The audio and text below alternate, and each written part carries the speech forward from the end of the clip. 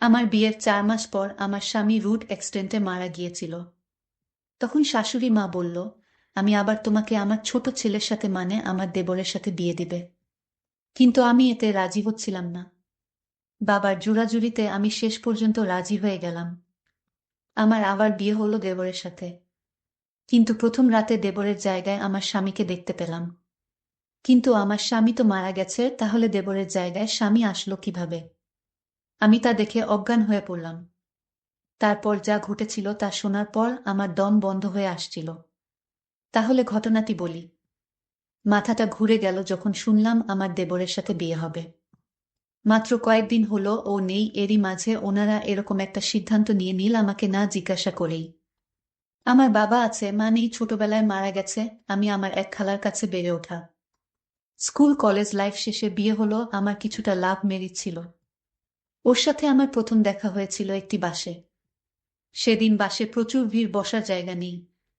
দাঁড়িয়ে আছি দেখে আমার খুব কষ্ট হচ্ছে। দেখলাম একটা লোক আমাকে ইশারা দিচ্ছে, আমি উঠছি, আপনি বসুন। আমি কোনো উপায় না পেয়ে বসে পড়লাম। নামলাম দুজন একই স্টপেজে। সে বলল, হাই, আমি সুমন। জি, আমি নাসরিন। কি করেন আপনি, কোথায় যাবেন? আসলে আমি একটা কাজে এখানে আসছি। আপনি কি করেন? আমি, ওই যে আমার অফিস। ওকে, চলি। সেদিনের পর আর দেখা টেখা হয়নি আমাদের। কিছুদিন পর আমাকে দেখতে আসলো। সুমের নাকি নাকি সেদিনই আমাকে ভালো লেগেছিল। তারপর খোঁজ খবর নিয়ে সোজা বিয়ের প্রস্তাব। খালা খালু ও আমার বাবা রাজি হয়ে গেল। বিয়েটা বেশি ধুমধাম ভাবে হয়নি, হালকা অনুষ্ঠান করেই হয়েছে। আমি বসে আছি। সুমন আসলো আমার আমার ঘরে। তারপর একটি স্বর্ণের চেইন আমার গলায় পরিয়ে দিল। আমাকে বারান্দায় নিয়ে গেল, বলল, দেখ কি সুন্দর চাঁদনি রাত, আজ সারা রাত আমরা গল্প করব। আমি বললাম, আমার খুব টায়ার্ড লাগছে, আমি ঘুমাবো। না, সে কি করে হয় তুমি জানো না। আজ আমাদের একটি শ্রেষ্ঠ রাত। অনেক কষ্ট করে ঘুমটাকে আটকে রাখলাম। অনেক কথা শেষ করে ঘুমাতে আসলাম। ও আমাকে বলল, যাও শুয়ে পড়ো। অনেক আনন্দ খুশির মাঝখানে চলছিল আমাদের সংসার। কিন্তু অভাগীর কপালে কি সুখ সয়। একটা জ্বর আসলো, আর উঠে দাঁড়াতে পারল না। মাকে ডেকে এনে বলল, মা, নাসরিনকে আগলে রাখবেন। ওকে নিজের মেয়ের মতো ভালোবাসা দিবেন, ওর এই পৃথিবীতে বাবা ছাড়া কেউ নেই। সেদিন রাতেই আমার সুমন চলে গেল আমাকে ছেড়ে। কি করে ওকে ভুলে থাকবো জানি না। আমার স্বামী হঠাৎ একটা রুড অ্যাক্সিডেন্টে মারা যায়। আমি বিধবা হয়ে গেলাম। আর আজ শাশুড়ি মা বলছে তার ছোট ছেলে বউ করে রাখবে। আমি কাউকে বিয়ে করার জন্য প্রস্তুত নই এখন। আরও আমার দেবর ওমর আমাকে দেখিইনি, আর আমিও না। কারণ সে বাহিরে থাকে। ভাইয়ার মৃত্যুর সংবাদ শুনে ছুটি করিয়ে দেশে আসবে শুনলাম। আজ সকাল 10টার ফ্লাইটে ওমর ঢাকা এসে পৌঁছেছে। বাহিরে থাকায় আমার দেবর ওমরকে আমি কোনোদিন দেখিনি। আমি বললাম, শাশুড়ি মা, আমি এ বিয়ে করতে পারবো না। কেননা আমারও একটা লাইফ আছে, সবকিছু তুমি ডিসাইড করতে পারো না, এখন বড় হয়েছি, আমি কিছু বুঝি। এর মধ্যে আমার শরীরটা খুব দুর্বল ভাব লাগছে। আমি বেহুশ হয়ে পড়ে গেলাম। পরে জানতে পারলাম আমি মা হতে যাচ্ছি। খুশি লাগতেছে। এর মধ্যে আমার শরীরটা খুব দুর্বল ভাব লাগছে। আমি বেহুশ হয়ে পড়ে গেলাম। পরে জানতে পারলাম আমি মা হতে যাচ্ছি। খুশি লাগতেছে। সুমন, তোমার স্মৃতি আসছে তোমার বাড়িতে। কিন্তু তোমার মা চাচ্ছেন তোমার ছোট ভাইয়ের সাথে আমার বিয়ে হোক। কারণ তুমি মারা গিয়েছ। আর তাই তোমার বাড়িতে আমাকে চিরদিনের জন্য রেখে দিতে চাই তোমার মা। কিন্তু আমি এ বিয়ে কিছুতেই করতে পারবো না। আমি আমার স্বামীর স্মৃতি ধরে আমি আমার সারাটা জীবন কাটিয়ে দিব। শাশুড়ি মা বলল, বাবাও বলল, এবার রাজি হয়ে যা। না মা, আমি কিছুতেই রাজি হব না। আমি আর অন্য কাউকে আমি চাই না আমার জীবনে। কিন্তু আমার বাবা আমার সাথে খুব জোরাজুরি করছিল, আমায় বলল, সুমনের ছোট ভাই অমর তো ভালো ছেলে, বিদেশ থেকে এসেছে। তার ভাইয়ের সন্তানের দিকে তাকিয়ে হলেই রাজি হয়ে যা মা। তোর জীবনটা নষ্ট হতে আমি দিব না। আমি আমার বাবার কথা কিছুতেই ফেলতে পারিনি। আমি আবারও বিয়ের পাড়াতে বসলাম। কপাল মন্দ হলে যা হয় আর কি। তো আবারও সেই বাসর, কিন্তু আজ আমার মনে কোনো শান্তি নেই। আমি বাসর ঘরে অপেক্ষা করছি। হঠাৎ ওমর আসলো ঘরে, কিন্তু ওমরকে দেখে আমি অজ্ঞান হয়ে পড়ি। এ আমি কি দেখছি? এত আমার স্বামী, যে কিছুদিন আগে রোড অ্যাক্সিডেন্টে মারা গিয়েছিল, সে আবার কিভাবে জীবিত হয়ে ঘরে ঢুকল? আমি তো দেখে অবাক। আমি চিৎকার দিলাম। আমি আবার অজ্ঞান হয়ে গেলাম। আমাকে দ্রুত হাসপাতালে নেওয়া হলো। আমার পাশে ওমর দাঁড়িয়েছিল। 2 দিন পর আমার জ্ঞান ফিরল। আমি আমার বাবার বাড়ি গেলাম কিছুদিনের জন্য। বাবাকে বললাম, বাবা, বাসর রাতে আমার স্বামীকে আমি দেখতে পেলাম আমার দেবরের বদলে। এটা কি করে সম্ভব বাবা? কিছুক্ষণ পর আমাদের বাড়িতে একটা গাড়ি আসলো এবং গাড়ি থেকে ওমর, আমার শ্বশুর শাশুড়ি, নামলো। আমি দেখে খুব ভয় পাচ্ছিলাম।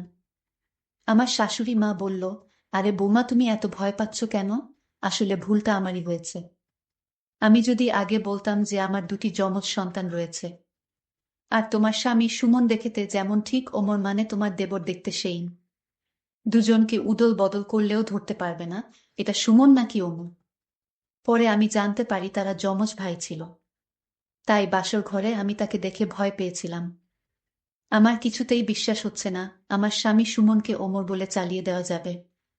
পরে আমি ওমরের সাথে আবার সুর বাড়ি ফিরলাম। তারপর দিন ওমরকে খুব রাগী রাগী দেখলাম। আমাকে প্রচণ্ড জোরে ধাক্কা মেরে ফেলে দেয় মাটিতে। প্রচণ্ড মাথায় ব্যথা পেলাম। আমাকে অনেকগুলো চড় দিল।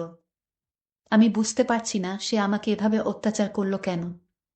আমি কি দোষ করেছি? আমি কোনো কিছু আন্দাজ করতে পারছিলাম না কেন ও এমন করছে। তাহলে বিয়েটা করলো কেন? আমি কিছুই বুঝলাম না ওমর আমাকে এত আঘাত করছে কেন।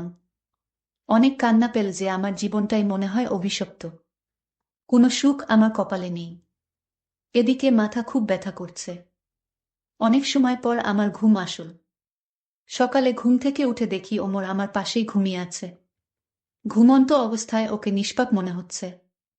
মনে হচ্ছে যেন এই আমার সেই সুমন। এক চেহারা, একরকম সবকিছু, কিন্তু মনটা বোধহয় এক না। আর হবেই বা কেন? একটা বিবাহিত মেয়েকে কি একটা অবিবাহিত ছেলে বিয়ে করতে চায়? ওর উপরে আমাকে চাপিয়ে দেওয়া হয়েছে। ও হয়তো আমাকে পছন্দই করে না। সকালে নাস্তার টেবিলে খুব ভালো ব্যবহার করলো, হয়তো মা আছে তাই। আমিও মাকে কষ্ট দিতে চাই না, কারণ সে কয়েকদিন আগে তার এক ছেলেকে হারিয়েছে। মা বলল, ওমর বাবা নাসরিনকে নিয়ে ঘুরে আয়। আজ নয় মা, কাল নিয়ে যাব। আমি রুমে আসলাম কিছুক্ষণ পর। ওমর আসল আমাকে বলল, এই মাকে কিছু বলেছিস? না, আমি কিছুই বলি নাই। হ্যাঁ, কিছুই বলবি না? আজ একটা কাজে যাচ্ছি, কাল তোকে ঘুরতে নিয়ে যাব।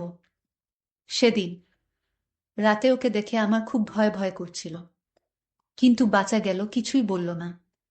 আমি ঘুমিয়ে পড়লাম। আজ সারাদিন ওমর খুব ভালো ব্যবহার করলো আমার সাথে।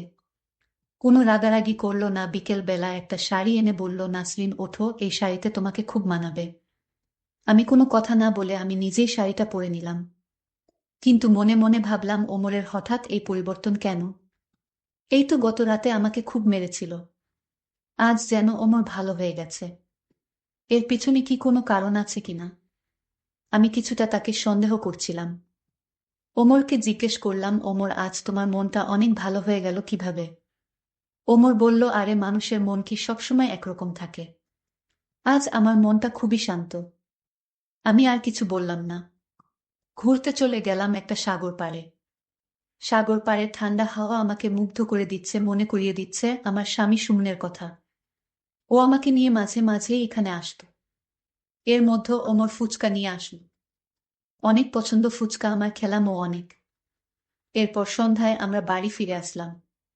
রাতে ঘুমের মধ্যে শুরু হলো পেট ব্যথা। আমি মনে করলাম অনেক ফুচকা খেয়েছি, তাই এরকম হচ্ছে। ওয়াশরুমে গিয়ে দেখলাম আমার অবস্থা খারাপ। কোনো মতে বাহিরে আসলাম, ঘরে এসে শুনতে পেলাম ওমর ফোনে বলছে, মনে হয় কাজ হয়ে গেছে। দেখলাম পেস রুমে গেল। আপনার কথা মতো আমি ফুচকার সাথে মিশিয়ে দিচ্ছি। আমি কথাগুলো শুনে ওর কাছে গেলাম, ফোনটা কেড়ে নিয়ে শুনলাম, ওষুধ যখন কাজ করেছে তাহলে আমার টাকাগুলো দিয়ে যেও। আমার সাথে ষড়যন্ত্র করেছে। আমি ফোনটা ফেলে দিয়ে ওর কলার ধরে বললাম, কেন এমন করলি তুই? আমাকে পছন্দ না হলে বলে দিতি, আমি চলে যেতাম, তোর সামনে আসতাম না। তুই আমার স্বামীর শেষ স্মৃতি মানে তার সন্তানকে মারার জন্য আমাকে ফুচকার সাথে কি খাওয়ালি? তোর ভাইয়ের শেষ সম্বলটা শেষ করে দিলি, তুই কি মানুষ? এটা তোর ভাইয়ের শেষ স্মৃতি ছিল, আর ওকে তুই মেরে ফেললি। ও আমাকে বলল, ভাই, ওকে আমি ভাই না শত্রু মনে করতাম। ছোটবেলা থেকে সুমন পড়াশোনায় ভালো, শূন্যের নাকি জ্ঞান বুদ্ধি বেশি ওমরের চেয়ে। প্রশংসা শুনতে শুনতে আমি কাহিল হয়ে পড়েছিলাম। ও এই দেশেই বাবা মার কাছে রইল, আর আমাকে বিদেশে পাঠিয়ে দিল কষ্ট করে টাকা উপার্জন করার জন্য। যাও, ওর মৃত্যুর সংবাদ পেয়ে খুশি হয়ে ছুটে আসলাম, তার বউকে আমার বিয়ে করতে হবে, তাও আবার তারই সন্তানকে লালন পালন করতে হবে। আমি তার বউকে মেনে নিতে পারি, কিন্তু তার সন্তানকে নয়। আর তাই আমি ভাইয়ের সন্তানকে মেরে ফেলেছি, বুঝলে? আমি ওর কথা শুনে ধীরে ধীরে মাথা ঘুরে পড়ে যেতে লাগলাম। আমি বেহুশ হয়ে পড়ে রইলাম। শাশুড়ি আম্মা দৌড়ে এসে আমাকে হাসপাতাল নিয়ে গেল। আমার বাবাকে ফোন করে আনলো। আমার বাবাকে আমার শাশুড়ি মা অপমান করতে শুরু করলো। বলল যে আপনার মেয়ের মাথায় কোনো সমস্যা আছে, নইলে কিছুদিন পর পর এরকম বেহুশ হয়ে যায় কেন? আপনার মেয়েকে ভালো ডাক্তার দেখান। আমার এক ছেলেকে হারিয়েছি, আমি আর আমার শেষ সম্বল ওমরকে হারাতে পারবো না। আপনি দয়া করে আপনার মেয়েকে আপনার বাড়িতে নিয়ে যান। আমার জ্ঞান ফিরার সাথে সাথে আমার বাবা আমাকে সব কথা বলল। আমি বাবাকে বললাম, বাবা, ওমর মানুষ নামের অমানুষ। আমি কান্না গলায় বললাম, সে তার ভাইয়ের স্মৃতিকে নষ্ট করে ফেলেছে বাবা, ফুচকার সাথে ওষুধ মিশিয়ে। আমি তা বুঝতে পারিনি বাবা। আমি যাকে নিয়ে স্বপ্ন দেখতাম তাকে মেরে ফেলেছে বাবা। শাশুড়ি মা আমার কথাগুলো শুনে নিশ্চুপ হয়ে রইল। আমার শাশুড়ি মায়ের মুখ দিয়ে কোনো কথাই বের হচ্ছে না। আমার শাশুড়ি মা বুঝতে পারল তার ছেলের দোষে তার ভাইয়ের শেষ স্মৃতি মানে তার সন্তানকে মেরে ফেলেছে, ফুচকার সাথে কি জানি মিশিয়ে দিয়ে। আমার কোনো দোষ নেই।